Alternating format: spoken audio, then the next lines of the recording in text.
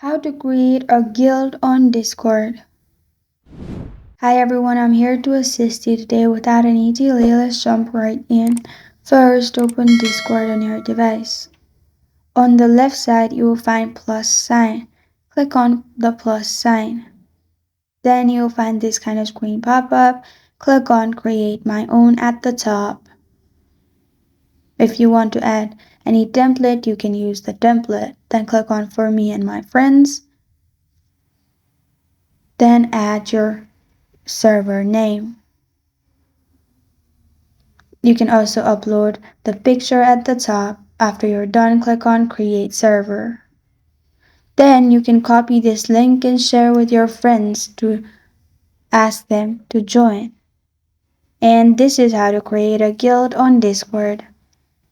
Thank you for joining me today. If this video helps you out, please leave a like and subscribe for more. Got a question or want to suggest a topic? Comment below. Thank you for watching.